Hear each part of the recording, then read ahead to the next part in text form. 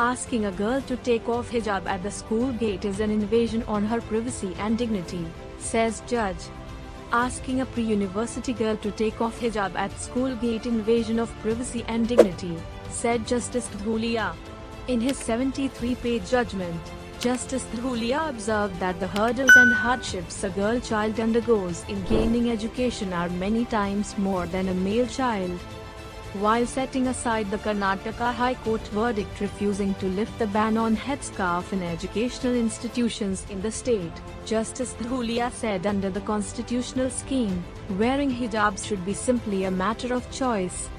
A bench of Justices Hemant, Gupta and Sudhanshu Dhulia delivered split verdicts on the Karnataka Hijab ban row and referred the matter to the Chief Justice of India for the constitution of an appropriate bench to consider the contentious issue. She is our hope, our future.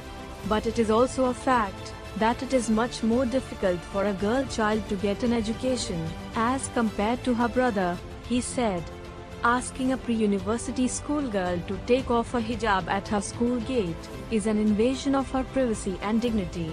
It is clearly violative of the fundamental right given to her under Article 19(1)(a) and 21 of the Constitution of India, he said, adding, it is still her fundamental right, not a derivative right as has been described by the High Court. The judge said wearing hijab may or may not be a matter of essential religious practice, but it still is a matter of conscience, belief, and expression. If she wants to wear hijab, even inside her classroom, she cannot be stopped, if it is worn as a matter of her choice, as it may be the only way her conservative family will permit her to go to school, and in those cases, her hijab is her ticket to education, he said. Justice Dhulia said whether wearing a hijab is an essential religious practice in Islam or not is not essential for the determination of this dispute. Justice Dhulia said we live in a democracy and under the rule of law and the laws which govern us must pass muster the Constitution of India. Amongst many facets of our Constitution, one is trust. Our Constitution is also a document of trust. It is the trust the minorities have reposed upon the majority, he observed. He said the question of diversity and our rich plural culture is important in the context of this case.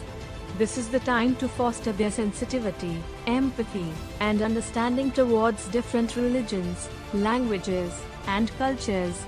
This is the time when they should learn not to be alarmed by our diversity but to rejoice and celebrate this diversity, he said. Justice Dhulia said the unfortunate fallout of the hijab restriction would be that we would have denied education to a girl child. He observed that this case has also to be seen from the perspective of the challenges already faced by a girl child in reaching her school. The judge further said, all the petitioners want is to wear a hijab. Is it too much to ask in a democracy? How is it against public order, morality or health?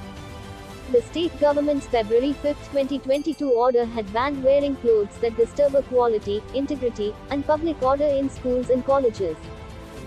It does not appeal to my logic or reason as to how a girl child who is wearing a hijab in a classroom is a public order problem or even a law and order problem. To the contrary, reasonable accommodation, in this case, would be a sign of a mature society that has learned to live and adjust to its differences, Justice Dhulia said.